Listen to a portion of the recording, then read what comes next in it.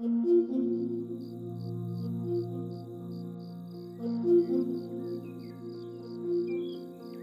les débutants et les moins débutants, que tu nous dises un petit peu la terre, c'est quoi? Le terreau, c'est quoi?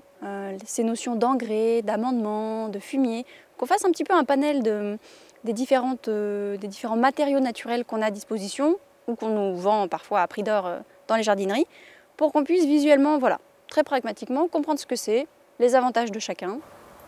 D'accord. Alors c'est vrai, les gens confondent très souvent le compost et le lombricompost. On va le voir visuellement.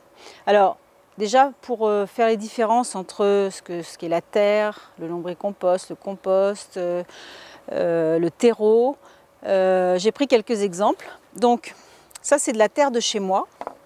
Alors comme je le disais plus tôt, c'est de la terre amitieuse. Donc là, il a beaucoup plu. Donc la terre, là, ici, elle est très molle. Et comme elle est argileuse, ça fait un peu comme de la pâte à modeler. Alors vous m'excuserez pour les mains, mais voilà, quand on travaille la terre, on en a plein les mains, c'est pas grave. Moi, j'aime pas porter des gants, j'aime bien toucher les éléments tels qu'ils sont. Donc vous voyez, cette terre, en fait, elle paraît comme de la pâte à modeler, parce qu'elle est très très mouillée. Et donc l'eau fait la cohésion de tous les grains à l'intérieur. Après, si elle sèche, elle se transforme, comme vous pouvez le voir, en espèce de petites boulettes. Ça, c'est la même terre, mais sans eau. Donc, elle est très agréable à travailler l'été, puisque justement, ça permet de bien la ratisser et tout ça. Alors que l'hiver, on ne fait pas grand-chose avec ça. Par contre, c'est intéressant parce que ça garde beaucoup l'eau. Donc la terre, c'est ce que vous trouvez. Alors en fonction de là où vous vous situez, elle peut être différente. Elle peut être argileuse, siliceuse. Elle peut se tenir comme ça ou au contraire être très comme du sable. Enfin voilà. Bon, ça c'est la base. Ensuite, dans les jardineries, vous allez trouver ce qu'on appelle du terreau. Alors le terreau, qu'est-ce que c'est? En fait, je ne veux pas dire que c'est artificiel, mais c'est de la terre travaillée. Donc effectivement, elle a une belle allure, elle est bien noire, elle est très humide. Alors juste au passage, faites attention parce que quand vous achetez dans les jardineries, effectivement, ils sont obligés, les fabricants, de tenir un taux d'humidité assez fort. Mais par contre, plus il y a d'eau, plus c'est lourd et plus vous payez de l'eau en fait. Donc elles sont souvent très très humides dans les pots, dans les sacs. Et c'est une terre qui est, on va dire, entre guillemets propre, c'est-à-dire qu'on ne trouve pas des petits graviers, elle a été tamisée et puis mis en sac. Donc en fonction de ce que vous voulez faire, on peut faire du rempotage, il y a de la terre qui est du terreau d'orchidée, il est plus ou moins allégé, donc il y a différentes sortes de terre. Il y a de la terre de bruyère aussi. Bon, ça c'est vraiment spécifique, c'est de la terre travaillée. Donc ça, effectivement, vous le trouvez en jardinerie, mais est-ce qu'on en a vraiment besoin si on rend la terre suffisamment légère? Je crois que on peut s'en passer et ça fait faire des économies d'ailleurs. Alors après, quand on parle de compost, moi en fait, le compost, je le trouve partout, quoi.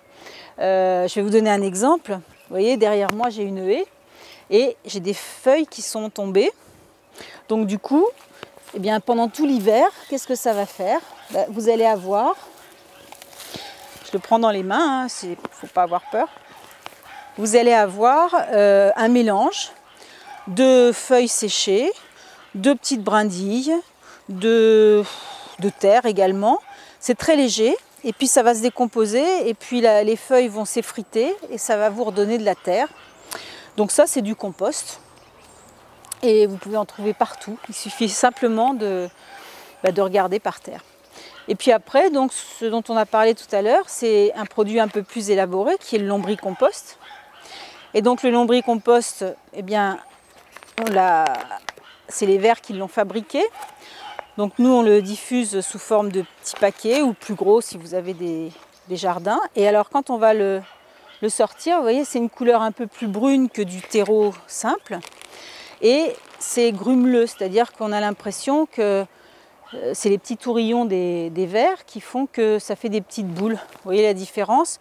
Alors là, c'est du terreau très humide, donc quand vous le compactez, ça fait une petite boule comme ça. Ici, ça peut également se compacter. mais c'est du lombricompost pur. Voilà, et c'est ce que vous trouvez dans les paquets pour pouvoir en fait compléter vos plantations. Merci. Voilà. Et est-ce que tu pourrais ajouter un petit mot sur tout ce qui est la notion d'engrais, d'amendement? Qu'est-ce que ça veut dire? C'est un petit peu du charabia quand on débute le jardinage. En fait, en fonction des plantes qu'on va utiliser, qu'on va vouloir faire pousser, les plantes, elles ont besoin de différents nutriments. Et en fonction de la terre qu'on a, soit la terre convient, soit elle ne convient pas. Si elle convient, très bien, on ne rajoute rien. Si elle ne convient pas, je pense par exemple aux hortensias, il faut une terre légère. Donc si on a une terre comme ça, c'est même pas la peine parce que rien ne va pousser, les hortensias ne vont pas pousser. Donc du coup, on va essayer de l'alléger. Mais soit on prend la méthode rapide et on va chercher un sac de terre de bruyère dans une jardinerie, qu'on va payer bien sûr cher puisque c'est normal, ils la vendent pour ça. Soit on essaye d'alléger la terre par soi-même et donc, alors c'est un petit peu empirique, il n'y a pas de vraie méthode puisque en fait ça dépend de votre terre de départ. Et bien à ce moment-là, on va faire des essais et le fait déjà d'aérer la terre, après on va jouer sur le pH, alors bon, après on rentre dans d'autres considérations, mais disons que la terre, elle peut se modifier. C'est pas parce qu'on a une mauvaise terre au départ qu'on va la garder comme ça. Il suffit de rajouter des choses complètement naturelles, comme du compost, comme du lombricompost, et puis faire des essais parce qu'il n'y a pas de vérité, il n'y a que l'expérience qui compte. Et moi j'en sais quelque chose parce que je fais beaucoup d'expériences là-dessus. Et je trouve ça très intéressant parce que je pense que vous aurez comme illustration des essais que j'ai fait sur des plants de fraisiers. Et j'ai été la première surprise parce que entre deux plants de fraisiers, un que j'ai planté dans un pot tout à fait normal avec de la terre et l'autre que j'ai planté dans un pot avec 2 tiers de terre et 1 tiers de lombricompost, j'ai obtenu des feuilles 2 fois plus grandes, beaucoup plus épaisses, des fruits succulents avec beaucoup de goût. Donc vraiment, la composition de la terre joue vraiment sur un légume ou sur un fruit. Et il faut en faire l'expérience par vous-même et après vous serez convaincu. Super, merci. Et dans les amendements, il me semble qu'il y a aussi le fumier qui est considéré comme un... Voilà. Alors, il y a beaucoup de gens qui viennent me voir, puisque bon, j'ai beaucoup de fumier, qui sont intéressés pour... ils m'en demandent, alors effectivement, du fumier j'en ai beaucoup et je ne le transforme pas complètement, donc je peux leur en donner. Le fumier, il faut faire attention parce qu'en fait, il faut attendre qu'il mature. C'est-à-dire que du fumier qui sort d'un box, il est très acide, dû à l'urine des chevaux. Et du coup, si vous le mettez directement sur des tomates ou au fond d'un trou pour planter, ça va brûler. Donc il ne faut surtout pas utiliser le fumier de cheval notamment tout de suite. Il faut attendre au moins facilement 3-4 mois. Vous le laissez en tas et donc il va se transformer progressivement en compost et non en lombricompost. Même si vous retrouvez des vers dedans, ça sera quand même du compost. Puisque les vers n'auront pas tout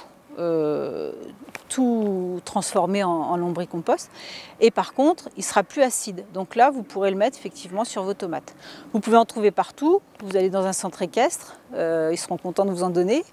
Chez les agriculteurs, vous pouvez trouver du fumier de bovin.